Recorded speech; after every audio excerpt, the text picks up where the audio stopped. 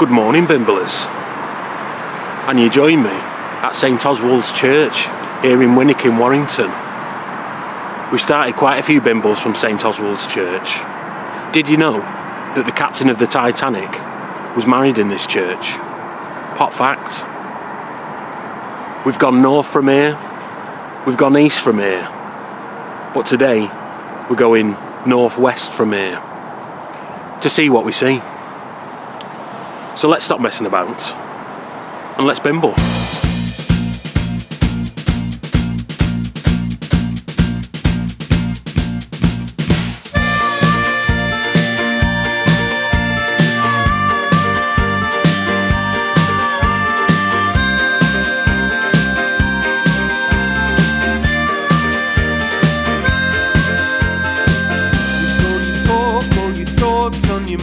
Are you listening? You still won't figure it out. Figure it. With all your thoughts on your mind all the time, oh it's deafening. You still won't figure it out. Figure it. With a simple frame of mind time, you can protest all you like. We both know with goodwill on your side. Well, Bimblers, I'm not stood where I wanted to stand and do this piece to camera, but the traffic noise is unworkable. And in one place that I was stood, a woman came out of her house and started talking to the street, saying that it was bullying her. So I've moved here to a football field just opposite, and all I've got to deal with now is the sound of trains going past. This strange looking set of houses is Vulcan Village, nothing to do with Dr. Spock and Star Trek. It was built for the workers of the Vulcan foundry, Vulcan being the Roman god of fire, volcanoes and metal workers. The Vulcan foundry opened in 1832, and they built the iron girders for railway bridges. Lest we forget that the Sankey Viaduct is somewhere around here. That's George Stephenson's viaduct, the world's first railway viaduct for the world's first intercity railway. I think we're going to pass underneath it today. Related to George Stephenson is his son, Robert Stephenson. He went into partnership with a Charles Taylor who owned the Vulcan foundry. And when Robert Stephenson came on board, they started making steam locomotives. The first three were made for the Warrington and Newton railway line, and they were called Warrington, Newton and Vulcan. They went on to make locomotives called Titan and Orion, and a train for the Festiniog railway. That was called Taliesin, named after a Brittonic poet from before Roman times, a Welsh lad. They made trains for the Rio Grande and for the Japanese railway, and for Argentina and China. They made Deltec 55s, and during the Second World War they made Matilda tanks. Not the best at attacking the enemy, but apparently indestructible. Testament to the workers of the Vulcan foundry. In 2002 the foundry closed, and they knocked it all down and built this housing estate behind me. But the old workers' houses still exist. In fact, in the 1980s they did them up and brought them up to modern standards. They're actually a conservation area these days. But where did the Vulcans go to church? There must be a church around here, mustn't there? My favourite. Let's bimble. You can have just what you like.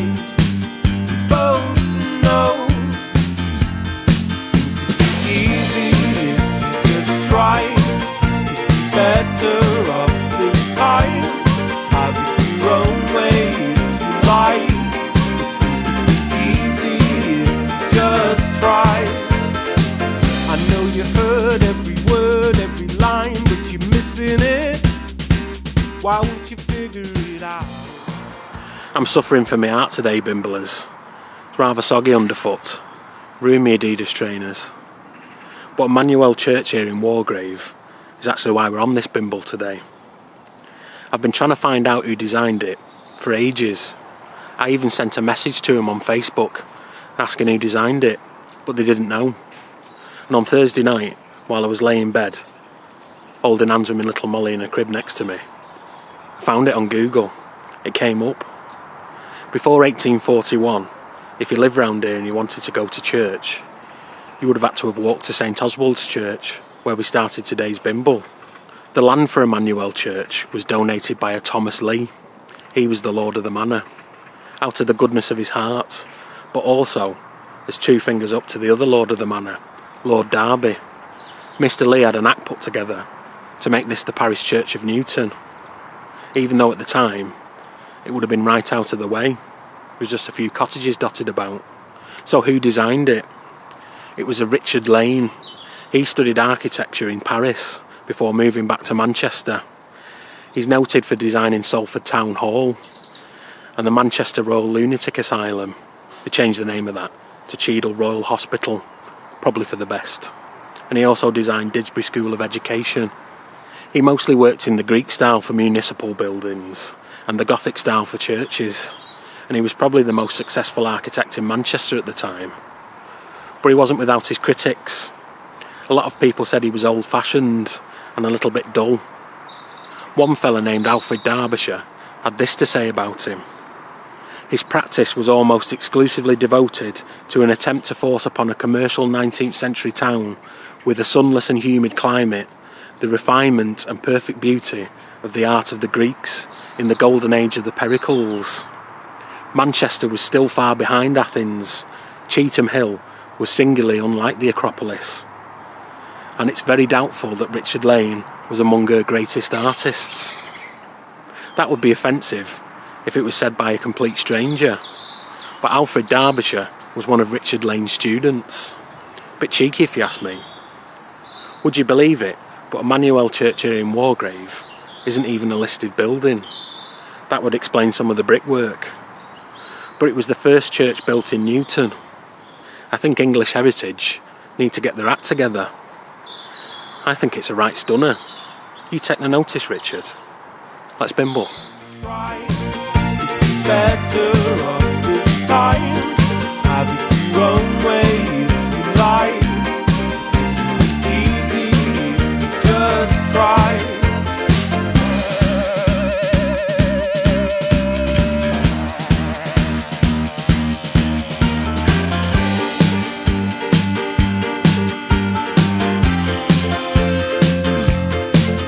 With a simple frame of mind and a little time, you can protest all you like. We both know, with goodwill on your side and a little time, you can have just what you like. We both know it's easy, just try. Better off this time. Have it your own way you like. Easy, just try. Easy, just try. Better off this time.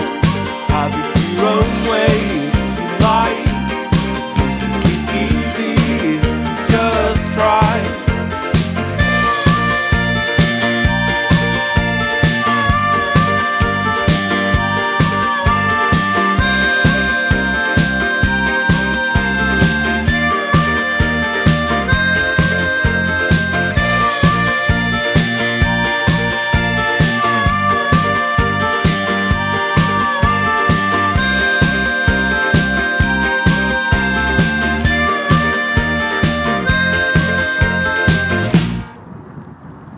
I'm sat on something called Skylark Hill, which is part of the Lyman Wood Pit Country Park. It used to be a coal mine, in fact, two of them. They were run by a company called Richard Evans & Co, but originally they would have been run by Thomas Lee of Emmanuel Church fame. He went into partnership with a William Turner, but Richard Evans bought out his shares, and when William Turner died, it became Richard Evans & Co. The views are stunning. You can see Fiddler's Ferry and the Silver Jubilee Bridge. You can see St Helens Town Centre. You can see Emmanuel Church. And you can see St Oswald's Church, where we started today's Bimble. You can even see Parish Church in Warrington. All the mines were interlinked under the ground, and they were linked on top of the ground by the Warrington and Newton Railway, and to a lesser extent, the Sankey Canal. Did you notice we bimbled down it? We went under George Stephenson's viaduct. It's being done up at the moment, so we didn't stop. We've bimbled there in the past anyway. Lime Pit was dug here in 1876, but they found that water seeped into it, which I can believe because I'm sat in a puddle right now. They needed a man like James Brindley to use the power of the water to get the water out of the pit, but they didn't get the technology until 1912. But that's when the First World War started. So mining stopped, and it wasn't until 1919 that they started work on it again. And it wasn't until 1922 that they actually got some coal out. They were digging the Florida coal seam and the Wigan 4 Feet and Potato Delph. Wood Pit was next door. That was opened in 1866. But in 1878 there was a massive accident, a gas explosion. On Friday the 7th of June 1878, 189 men and boys were killed in that explosion. They'd apparently dug into something called the Fiery 9 Feet. That was full of gas. And to be honest, when you're up here, you can kind of smell gas. There's lots of vents dotted about. By all accounts, a lot of the bodies that they recovered from the pit were badly mutilated. Lord Derby actually raised £25,000 for the widows and children. And a lot of the men and boys were buried in our next location, in Ashton In Makerfield. So we best get our skates on.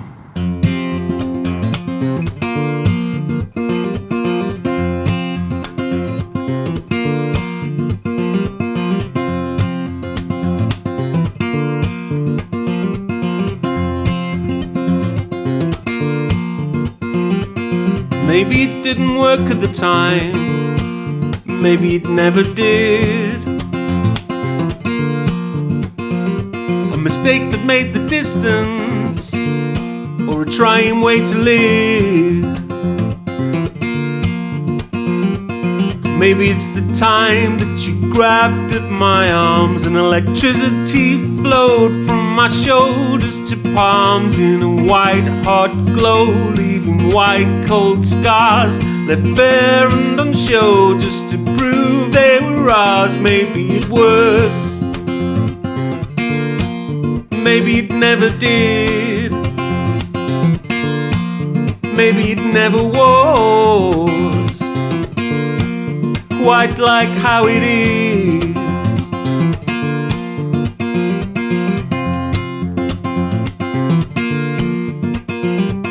Maybe it didn't work at the time, maybe it never did. And so we reached Ashton in Makerfield and St Thomas's Church. It was built as a chapel of ease for St Oswald's Church in Winwick. If you wanted to go church in those days, you really had to want to go. The first church was built here in 1515, and then they built another one in 1714, and then in 1891 they decided they needed a new one, a much bigger one. This one was designed by F.H. Oldham, that's Francis Haslam Oldham. He designed the Holy Innocents Church in Fallowfield and English Martyrs in Whalley Range. In 1930 they had a vestry built. That's the bit where the vicar gets changed, you know, backstage, where the groupies hang out. And that was built by Henry Paley, the son of my favourite church builder, Edward Graham Paley. But there's another church here in Ashton in Makerfield, which I feel is a much more apt place to end today's Bimble. So let's go.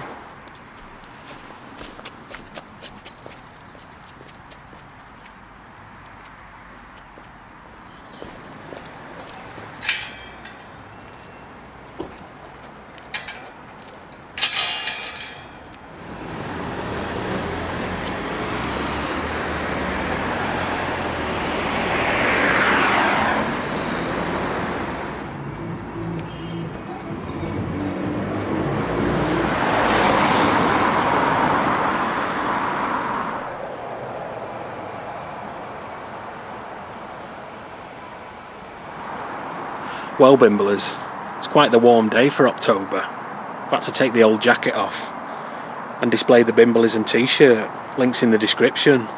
I need the orders because I'm going to have to replace my trainers now. They're ruined. I thought it was a very apt place to end today's Bimble because we started at St Oswalds in Winwick and we're ending at St Oswalds in Ashton In Makerfield. Only this St Oswalds is a Catholic church. To be fair, they were all Catholic churches, weren't they? That was up until 1534 with the Reformation Act.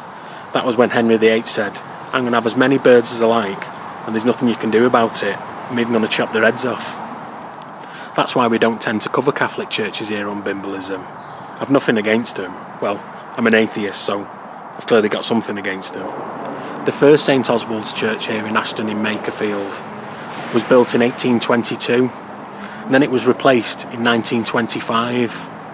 Wikipedia says that it was a J.K. Brocklesby that designed the church, but that's incorrect. It was a J.S. Brocklesby. That would be John Sidney Brocklesby. If you look at some of his other churches, they're very reminiscent of this one. St Oswald's here in Ashton houses a holy relic, somebody's hand, the hand of St Edmund Arrowsmith. Catholic churches like to keep relics, like hands. In fact, they kept the hand of St Oswald, according to the Venerable Bede. Lest we forget, St Oswald is King Oswald of Northumbria, the ancient medieval kingdom from above the River Mersey. In fact, we spoke about Ethelfleda last week, the Queen of the Mercians, and she took the holy relics of King Oswald down to Gloucestershire to create a church. They were all big fans of him. Brian Arrowsmith was born in Haydock, but he preferred to go by his confirmation name of Edmund. He was ordained as a Catholic priest at a time when you weren't supposed to be a Catholic priest. He didn't preach in a church, he preached in a house near Preston called Arrowsmith House. And someone grassed him up. A fella named Holden reported him to the authorities. He was arrested and sentenced to death. He was hung, drawn and quartered. But apparently one of the Arrowsmith family recovered his hand, and when he was canonised it became a holy relic. I might have to inform Mrs Bimble to keep my hand, after I'm gone, just in case.